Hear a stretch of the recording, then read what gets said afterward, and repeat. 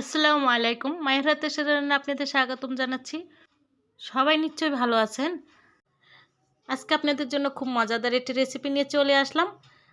আজকে আপনাদের সাথে শেয়ার করব মটকা গরুর মাংসের রেসিপি। শুরু করার আগে আপনাদের কাছে আমার একটি রিকোয়েস্ট রইল। আজকের রেসিপি দেখে যদি আপনাদের ভালো লাগে অবশ্যই আমার চ্যানেলটিকে একটি সাবস্ক্রাইব করে দেবেন এবং লাইক এবং শেয়ার করে দেবেন। আর পাশে থাকা বেল বাটনটিকে অবশ্যই ক্লিক করে দেবেন। এতে করে আমার ভিডিও পেতে আপনাদের সুবিধা হবে। কমেন্টস করে অবশ্যই জানিয়ে দেবেন কেমন হয়েছে। আসুন মূল রেসিপিতে চলে যাই।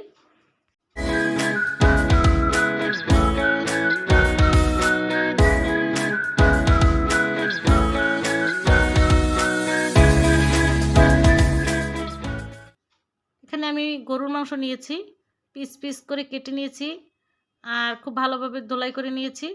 এখানে পেঁয়াজ বাটা দিয়েছি 2 টেবিল চামচ আর রসুন বাটা দিয়েছি 1 টেবিল চামচ, কারণ রসুন বাটাটা একটু কম দিয়েছি। এখানে আমি আস্ত রসুন ব্যবহার করব, সেটার ফ্লেভারই ঢুকবে।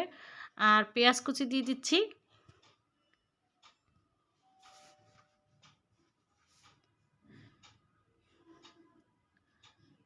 পেঁয়াজের আমি কিছু অংশ খোসা ছাড় বড় বড় রেখে তারপর দিয়ে দিচ্ছি। লবণ দিয়ে দিচ্ছি পরিমাণ মতো।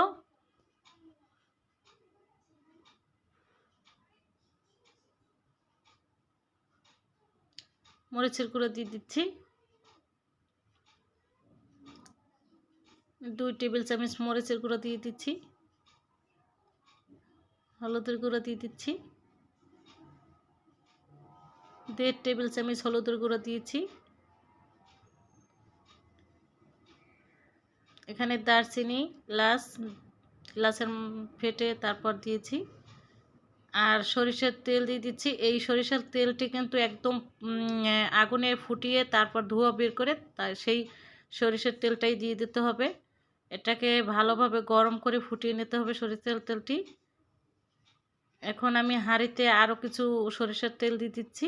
পুরো হাঁড়িটার গায়ে আমি সরিষার তেলটা ঘুরিয়ে ঘুরিয়ে লাগিয়ে দেব। মাটির হাঁড়ি যে কোনো বাজারে আপনারা পেয়ে যাবেন। এই হাঁড়িটি আমি শুধু এই মটকার মাংসর রেসিপি করার জন্যই আমি কিনেছিলাম। তারপর চুলা অল্প আঁচে আমি এটা ভালো করে ধুলাই করে তারপর রেখেছি অনেক মানে কয়েক ঘন্টা। এখন ভালো করে মুছে তারপর আমি এইটাকে কিন্তু তেল মাখিয়ে বসিয়ে দিচ্ছি। সুপ্রিয় দর্শক, আমি এর ভেতরে ধনিয়ার গুঁড়ো 2 চামচ দিয়েছিলাম, দেখাতে আমার খেয়াল নেই। আর লবঙ্গ দিয়েছি 4টি। আর ভাজা জিরে দেব সর্বশেষে। আমি হাঁড়িতে কিন্তু সুন্দরভাবে আস্ত রসুন বসিয়ে দিয়েছি 2টি বড় বড়। হাঁড়ির ভেতরে মাংস সুন্দর করে বসিয়ে দেওয়া হয়েছে। ছোট রসুন হলে 4-5টি দিতে হবে।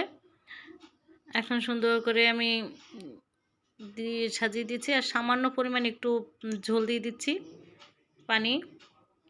এখানে আমি 2 কাপ পানি দিয়েছি। একটা আস্ত টমেটো আমি এর ভেতরে দিয়ে দেব বসিয়ে। টমেটোটা দেওয়ার কারণ এটা যখন মাংসটা অল্প আঁচে হবে ধীরে ধীরে মটকার ভেতর, তখন কিন্তু খুবই মানে এটা গলে খুবই একটা আলাদা টেস্টি আসবে। ঢাকনা দিয়ে দিচ্ছি। এখন ঢাকনার ভেতরে কিন্তু আমি আটা পানি দিয়ে গুলে রেখেছিলাম, সেই আটাই দিয়ে মুখটা মানে ঢাকনার ফাঁকা জায়গা আটকিয়ে দিচ্ছি যেন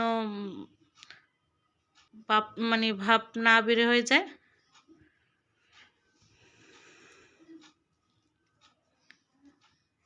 মটকার মাংসটি কিন্তু একদম জোরে জ্বালে হতে পারবে না, কারণ হাড়ে ভেঙে যাওয়ার সম্ভাবনা আছে।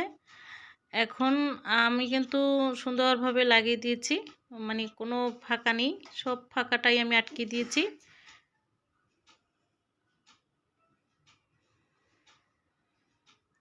চুলায় বসিয়ে দিয়েছি একদম অল্প আছে।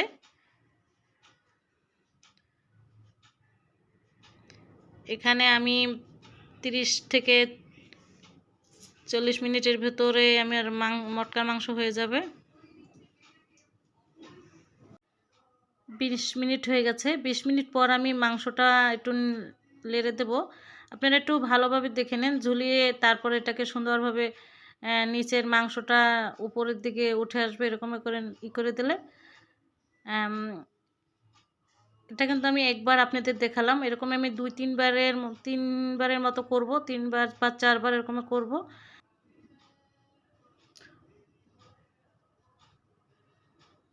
সুপ্রিয় দর্শক, আমার 35 মিনিট লেগেছে এই মাংসটা হয়ে যেতে। আমার কিন্তু এই মাংসটা মটকার মাংসটা হয়ে গেছে। আমি মটকার ঢাকনাটা যে আটকে রেখেছিলাম আটা দিয়ে সুন্দরভাবে, সেটাকে এখন খুলে নিচ্ছি। কিন্তু দেখেন সুপ্রিয় দর্শক, হয়ে গেছে কিন্তু। আর এত সুন্দর একটি ফ্লেভার বের হয়েছে, টেস্টি একটি ঘ্রাণ। দেখানোর জন্য আসলে মেসিং হয়ে গেছে। শুকনো মরিচ আর কাঁচা মরিচ আমি দিয়েছিলাম। সে আপনারা যদি 2-3টি শুকনো মরিচ দেন আর কাঁচামরিচ 2টি বা 3টি অতিরিক্ত। এখানে ভাজা জিরে গুঁড়ো দিয়ে দিচ্ছি, ভালোভাবে নেড়ে নিচ্ছি।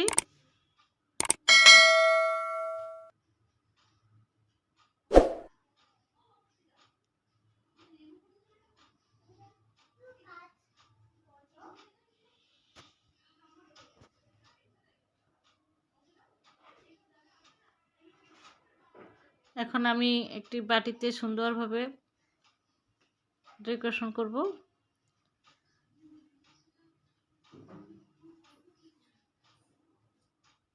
ভাপে মাংসটা কিন্তু হেভি সুন্দর হয়েছে, একদম অল্প আছে এই মাংসটা হয়েছে।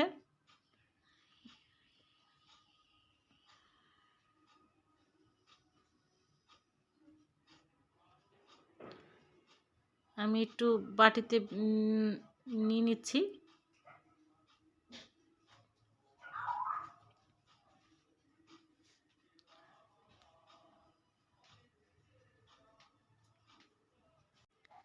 এখানে আমি 2টি আলু দিয়েছি। এখানে যদি কেউ আলু না দিতে চান দিয়েন না, কারণ আমি এটা নিজের দিক থেকে শুধু আলুটা দিয়েছি। আপনারা ইচ্ছে করলে আলু না দিলেও হবে।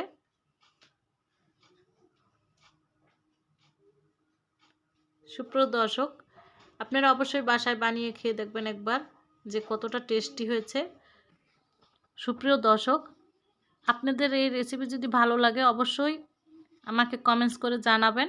আজকে আপনাদের কাছ থেকে বিদায় জানাতে হচ্ছে। নতুন নতুন রেসিপি নিয়ে আপনাদের মাঝে আবার ফিরে আসব। আজকে এখানেই, আল্লাহ হাফেজ।